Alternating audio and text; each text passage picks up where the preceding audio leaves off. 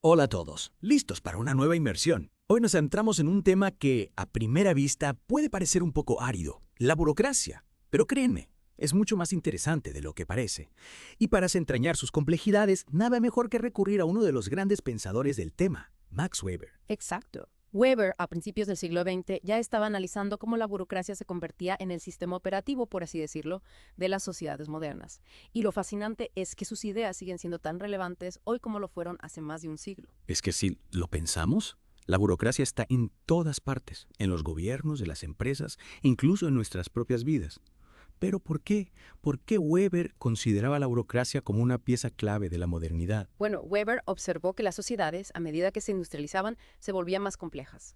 Los viejos modelos de organización, basados en la tradición o el carisma, ya no eran suficientes. Se necesitaba un sistema más racional, más impersonal, basado en reglas claras y definidas. O sea, como un conjunto de instrucciones precisas para que las grandes instituciones, como los gobiernos o las empresas, pudieran funcionar de manera eficiente.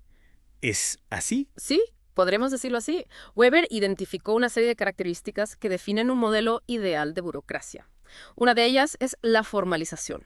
Es decir, que las normas y procedimientos deben estar escritos, claros y accesibles para todos. Como un manual de operaciones, ¿no? Para que no haya lugar a dudas sobre cómo se deben hacer las cosas. ¿Y esto?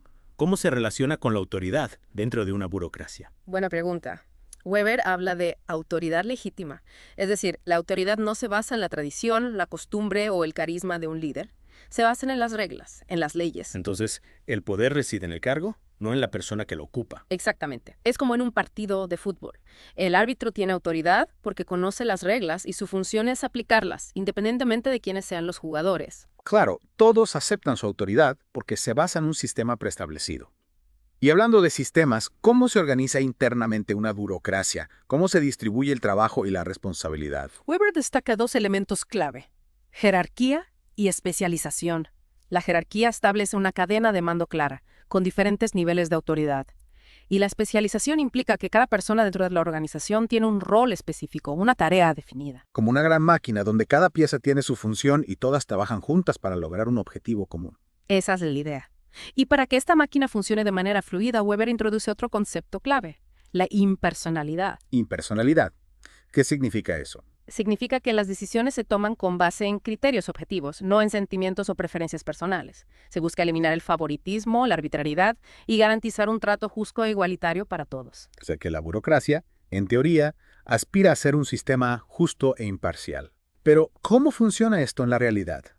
¿Realmente se logra este ideal de eficiencia e imparcialidad? Esa es una pregunta que abordaremos en la siguiente parte de nuestra inmersión. Quedamos en la impersonalidad como característica clave de la burocracia. Pero ¿cómo se traduce esto en la práctica? ¿Cómo funciona la burocracia en el mundo real? Bueno, para verlo más claramente, podemos analizar cómo se aplica este modelo en dos ámbitos: los gobiernos y las empresas. Empecemos con los gobiernos. Si pensamos en cómo funcionan los gobiernos modernos, la burocracia parece estar en todos lados. Impuestos, licencias, seguridad social, todo parece estar regulado por un complejo sistema de reglas y procedimientos. Exacto. Para Weber, la burocracia era la forma más eficiente de organizar la administración pública. Permite gestionar grandes volúmenes de información y tomar decisiones, en teoría, de manera imparcial y sistemática. Es como el sistema nervioso central de un gobierno. Ministerios, agencias, departamentos. Ya. Todos operando bajo principios burocráticos. Sí, cada entidad con sus funciones y responsabilidades, definidas por leyes y reglamentos. Una jerarquía clara, desde los funcionarios de base hasta los ministros. Y, por supuesto, procedimientos estandarizados para asegurar la uniformidad en las decisiones. En teoría, todo muy ordenado y eficiente. Pero, ¿qué pasa con las críticas a la burocracia gubernamental? Claro, no podemos ignorarlas. Una de las principales es la rigidez. Esa adherencia estricta a las reglas puede llevar a situaciones absurdas o injustas. El famoso papeleo y la tramitología que a veces entorpecen más que ayudan. Exacto. Se pierde de vista el objetivo final y se priorizan los procedimientos. La burocracia no debe ser un fin en sí misma, sino un medio para un fin. Hablemos ahora de las empresas. ¿Cómo encaja la burocracia en el mundo empresarial? También ha tenido un gran impacto, especialmente en las grandes corporaciones. Al igual que los gobiernos, necesitan sistemas para gestionar la información, coordinar a sus empleados, tomar decisiones. Pensemos en empresas gigantes como Google o Amazon, con miles de empleados. Es imposible que funcionen sin una estructura organizativa sólida. Imposible. En las empresas, la burocracia se ve en la división por departamentos, los manuales de procedimientos, las políticas internas, la jerarquía. Todo buscando la eficiencia y la productividad. Sí, en última instancia, el objetivo es aumentar la rentabilidad. Pero claro, también aquí surgen las críticas. ¿Cuáles son las principales críticas a la burocracia en el ámbito empresarial? ¿Qué puede sofocar la creatividad y la innovación? En un mundo empresarial tan dinámico, la capacidad de adaptación es clave. Y la burocracia a veces la limita. Mientras que las empresas más flexibles pueden aprovechar las nuevas oportunidades, las empresas muy burocratizadas pueden quedarse atrás. Exactamente. Por eso, muchas empresas buscan modelos más flexibles, que combinen la eficiencia de la burocracia con la agilidad que demanda el mercado actual. Entonces, tenemos a la burocracia por un lado, buscando la eficiencia y la imparcialidad, pero que puede volverse rígida.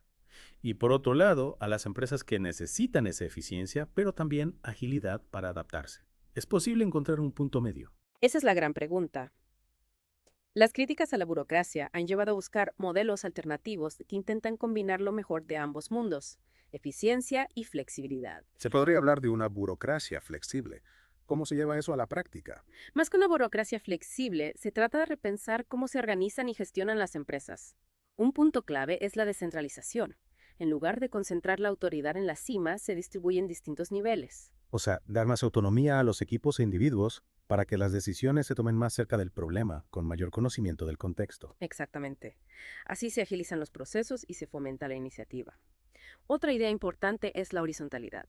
En vez de una estructura piramidal, se buscan estructuras más planas, donde la comunicación fluya más directamente entre las áreas. Romper con la rigidez jerárquica y fomentar la colaboración entre áreas, como una red donde la información y las decisiones fluyen por múltiples caminos. Buena analogía. Y para que esa red funcione, se necesita confianza y transparencia. Que todos tengan acceso a la información y libertad para expresar ideas. Comunicación abierta y participación activa, esenciales para el éxito de estos modelos más flexibles.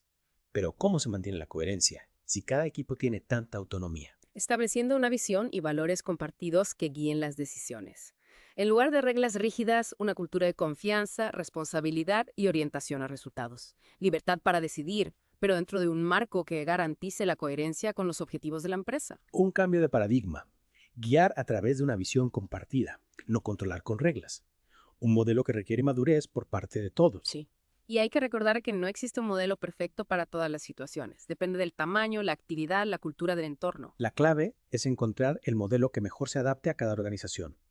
La burocracia pura puede ser demasiado rígida, pero sus principios básicos, orden, eficiencia, imparcialidad, siguen siendo válidos. El reto es adaptarlos a las nuevas realidades, combinándolos con otros elementos que permitan a las organizaciones ser más flexibles, innovadoras y sobre todo humanizadas. Al final, se trata de crear organizaciones que sirvan a las personas, no al revés. Organizaciones que promuevan la colaboración, la creatividad y la búsqueda de soluciones a los desafíos que enfrentamos. Y para lograrlo es clave reflexionar sobre cómo nos organizamos y buscar nuevas formas de hacer las cosas. Muchas gracias por acompañarnos en esta inmersión en el mundo de la burocracia. Esperamos que les haya dado una nueva perspectiva sobre cómo funcionan las organizaciones y cómo podríamos organizar el trabajo y la vida en sociedad de maneras más eficientes y sobre todo más humanas.